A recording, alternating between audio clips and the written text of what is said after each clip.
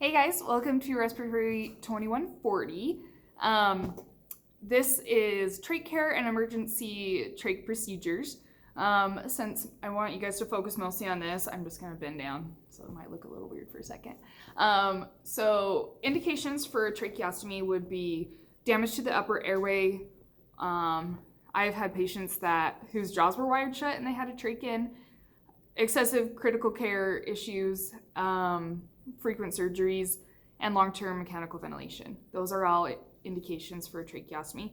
So how a trach differs from an oral endotracheal tube is it goes into the neck. Sorry, this guy has a weird neck. Don't go to his surgeon. It goes into the neck and down into the airway so that the upper airway is not involved.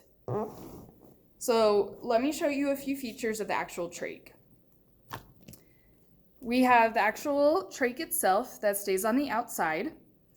Some are cuffed, some are uncuffed. When a patient is being weaned off a trach and it's in the later portion, they might have a cuffless. But if we have a fresh, brand new trach patient, they will have a cuff. So the cuff has to be up to provide positive pressure ventilation, such as if the patient is on the ventilator. And we do that by inflating and deflating through the pilot balloon. We will use a 10 ml syringe to do that.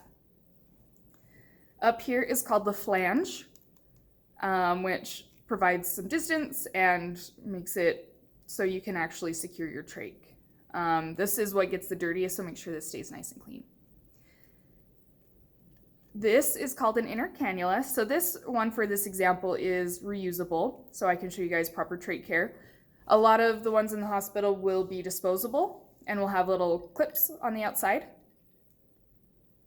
so that they can just be thrown away and replaced. But some trachs, especially if you have a long-term situation, will have a reusable inner cannula that needs to be cleaned properly and with good technique so that it can be placed back into the actual trach tube. As you can see, it fits right inside. This one, for example, will have a lock mechanism, so you can twist and lock and unlock it, and it fits right inside.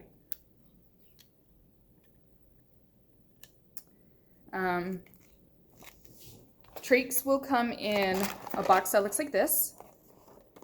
So best practice is to have a spare trach at the bedside for situations of emergencies, such as if the trach becomes dislodged, or if we have a mucus plug that blocks off the airway so that we can't ventilate, or if there's any damage that it can be replaced. So inside the box, you will find, this is what a fresh trach out of the box looks like. It will come with twill if that is indicated, and I will show you that later. And it looks exactly the same. The biggest difference is, so also there will be a spare inner cannula inside the box, but mostly what I want to show you guys is this feature called an obturator. So this is a piece that is used for initial insertion and also for emergency situations. So always make sure you have this handy along with your spare trach at the bedside for emergency situations. The obturator is just a solid piece of plastic with a rounded tip at the end. It goes inside of the new trach. Make sure it's easiest to have the balloon deflated, and also some water-based lubricant jelly makes it easier to insert into the airway.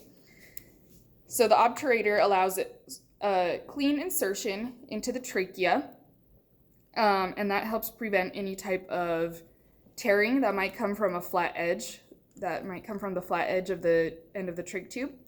This provides a smooth insertion into the airway to help prevent any type of damage. After that, the obturator will be removed, and you'll place the inner cannula that came with the spare trach that will help in emergency situations, and then inflate the cuff as needed.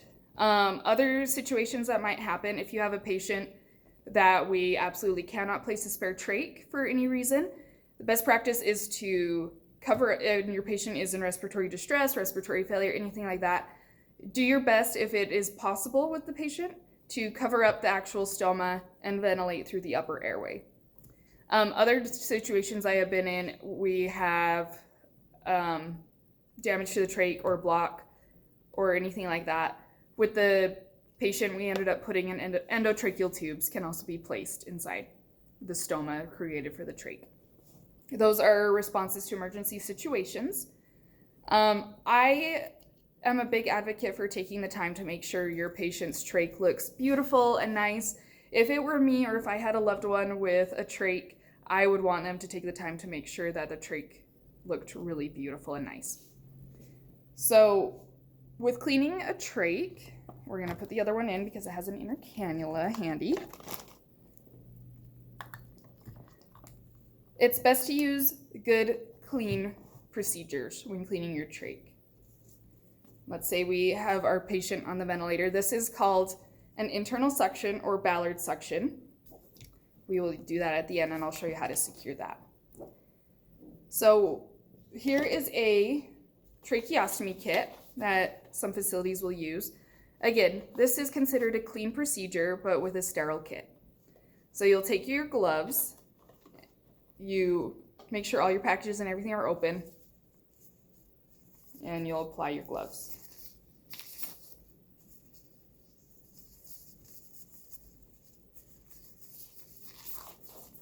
After that, you take a drape, and I like a drape underneath. That way I can use this space if there's any type of secretions or saline. I like to use saline when I clean. And then I can use this to put garbage also. There is a second drape if needed in this kit. Okay, and then inside this kit, you will see it comes with a brush, gauze, I'll set them here, suction if needed. I find it best practice to suction before and after trach care. That helps because a lot of patients will have secretions come up and out when you bug their trach, and also before, just to prevent you from getting a loogie to the face. Also wear a mask. Learned that one the hard way. Q-tips if needed. Pipe cleaners that you can use to clean. More gauze, Q-tip, and twill tape. So depending on your facilities that you're working at or at school at their practice, you can either use saline. Some people will use hydrogen peroxide. I've always had facilities that just use normal saline unless their wound care has different procedures, but most of my trach experience is with critical care patients. So you can take your saline and put quite a bit. I'll take the 10 ml flushes and I'll put them into my bin. After that, I will use two bins. I'll use this one and this one. I'll use one for my clean gauze to wet it, and then a second to clean my trach, inner cannula. So I'll insert saline into the smaller bin. I'll suction my patient, take the inner cannula, and put it in here. To clean it, it's best to take some gauze, clean the outside of your inner cannula, throw it away, have your garbage pile.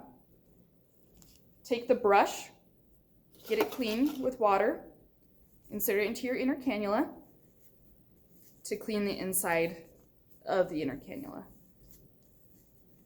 Do that a couple times as needed till it's clean.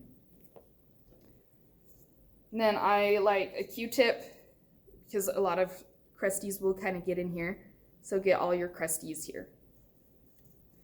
First thing I like to do, get the inner cannula clean and patent and back in place. To me, that's the most important and most critical part.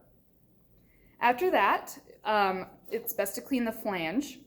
So you can do it a couple of different ways. You can either use pipe cleaners to clean behind the flange,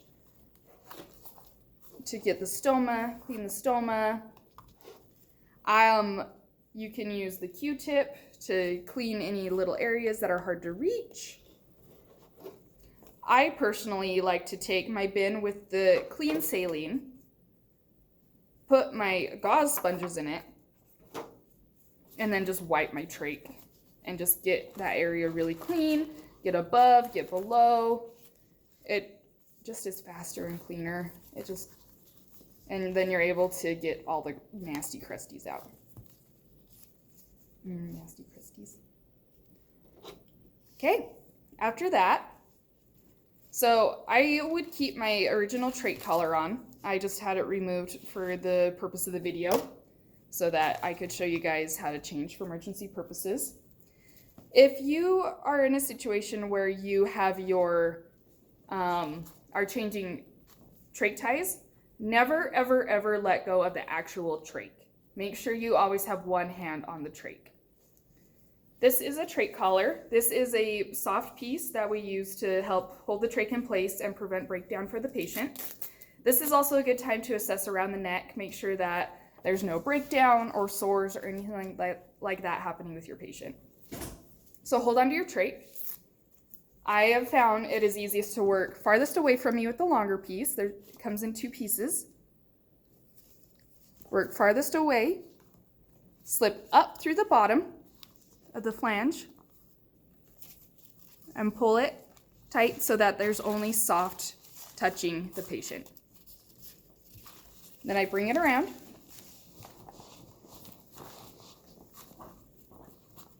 And then I take the second piece, go up my flange, and that way on the short piece there's some Velcro that will attach to the long piece over on this side. Okay, we have our trach secured to our patient. It's not going to come off. I know I let go of the trach, but I normally don't. It's a mannequin.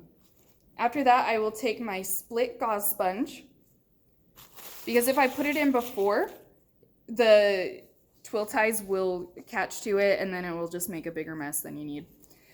So I do it after I change my twill tie. I like to take my split gauze and I make it flat and I sneak it up underneath, and then I bring it underneath my trach ties and slide it in underneath my trach. So again, I'll show you on this side. I will bring it up underneath my trach ties and up underneath. Make sure that it stays nice and smooth and clean and in good condition for your patient. I'll go this way. After that, I will place my patient back on the ventilator or whatever oxygen modality, and I'll do that immediately after I do my inner cannula, but I'm just going to show you how to secure. So this is a Ballard suction. We will go over that with endotracheal suctioning. It will fit right on top of your locked inner cannula. If this is a fresh trach, such as a patient that has been recently trached, typically with a fresh trach, there will be sutures for up to a week before they will be removed post-placement. I will do twill tie to help secure the patient's airway. So the twill goes underneath. Make sure it's nice and smooth and as on top of the trach collar as you can get it. And then I like to bring it up and around. And that way, if I bring it up and around but on the outside, it will stay up close to my trach. After that, I will wrap it around the middle here. Make sure everything stays nice and tight, and tie a bow. That way it is soft, it won't cause any breakdown, and the airway is secure by both the trach tie and the inline suction and your twill tie attaching to your airway. After that, make sure your patient is in a good clean position. Assess your balloon, your pilot balloon, with either a 10 ml syringe or a cuff pressure manometer. There is a device called a stronghold you can use that goes, these two blue pieces fit onto the flange, and this goes up and over the suction device and airway circuit to prevent the loss of the airway. That depends on what facility you are working at and what equipment is available. That is tracheostomy care and emergency trachs. Make sure you get lots of practice at this. This one is kind of a time skill. It will feel really uncomfortable at first, and then after you do several, it will get a lot more comfortable. So again, clean up. You're dealing with body secretions. Be very conscientious about that. Use proper PPE. Protect yourself. Come to lab with questions and ready to work. Okay, thanks guys.